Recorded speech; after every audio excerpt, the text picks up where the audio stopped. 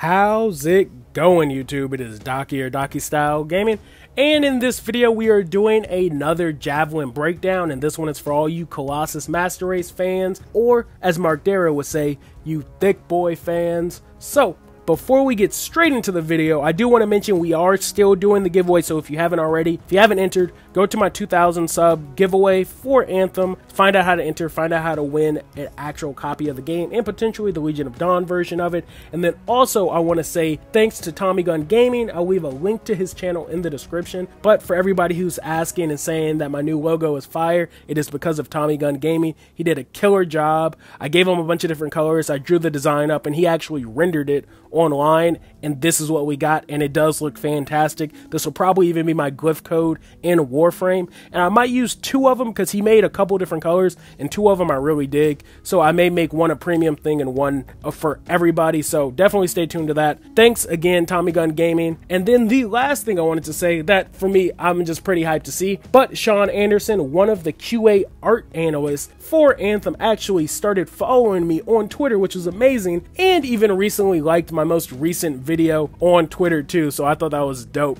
So now that we got that all out of the way, let's get straight into the Colossus Javelin breakdown. So this Javelin breakdown is courtesy of EA's Anthem's official page, because now we have bios and descriptions on all the Javelins, not everything but some of it, and then I'll also be touching on some of the things that we know from gameplay and questions that were given to us by the devs themselves. So let's start off the breakdown. So it starts by saying your Javelin exosuit is key to the survival in the world of Anthem. Without one, the danger that pervades the wilds outside Fort Tarsus would be overwhelming. The Colossus is just one of the Javelins you'll get to pilot, though you can switch freely between Javelins between missions. So let's get to know the features and abilities that make the Colossus such a powerhouse in the field. Now the next paragraph is called Appetite for Destruction. It starts, "We've all been there, faced up against a rolling horde of fanged monstrosities, firing off rounds after useless rounds into the ocean of carapaced beasts, getting absolutely nowhere, and slowly at that. Well, friends, we don't have to live like that anymore. Meet Anthem's Colossus, a hulking war machine designed to clear out entire hives of vicious predators with mounted artillery, heavy arms, or even, yes, a flamethrower. It's got reinforced armor plating, it's got jet propulsions, it's got a cannon, and I'm pretty sure it's even got a cup holder. It doesn't. If you're looking to trample through the wilderness in comfort with this heavy artillery strapped to your back, the Colossus is for you." Now the next section in the article is all about the Colossus Javelin's exosuit abilities. So let's start off with its heavy smash. It says the Colossus can use its massive chassis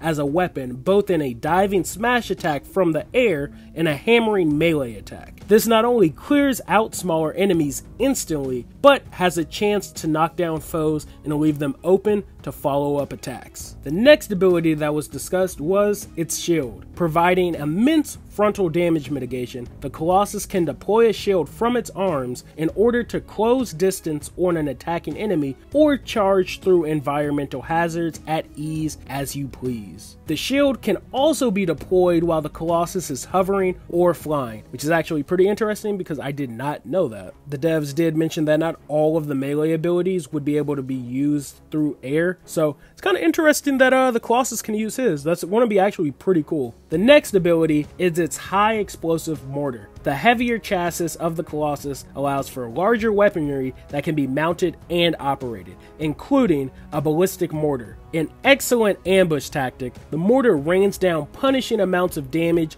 and finishes fights just as well as it starts them.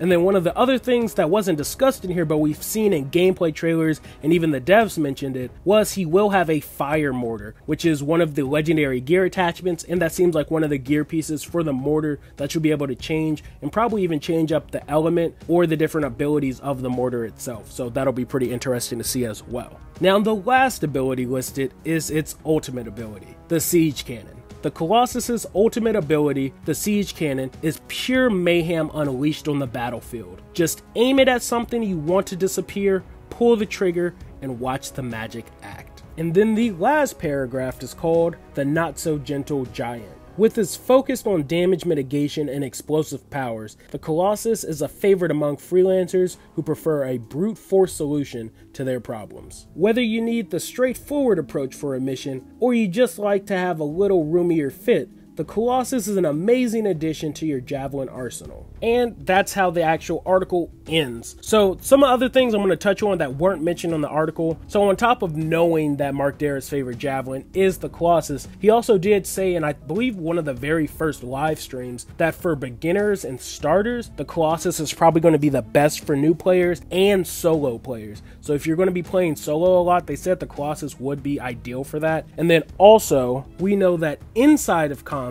he actually will be the slowest of the Javelins. We know outside of combat, they did say all the Javelins will have the same flight speed and movement speed, but inside of combat, when they're actually attacking enemies, everybody's movement and mobility will be different, and the Colossus will be the slowest of the 4 Javelin that are being released at launch. So that's all I got for this video, guys. Thanks for watching. I will catch y'all on the next one. I'll be bringing you another Anthem video today because I will be gone for a couple of days, meaning no streams and no uploads. I'll be dropping 2 Javelin breakdowns today, the last 2 in fact. So again, I'll catch y'all when I am back. Again, we'll have more news, more information to bring for y'all, but for these next couple of days, there won't be any uploads or activity on the channel, so sorry for that, but I'll be back as soon as possible, bringing you more Anthem content. So thanks for watching, guys. Thanks for the love. Thanks for the subs. I'll catch y'all on the next one. Peace.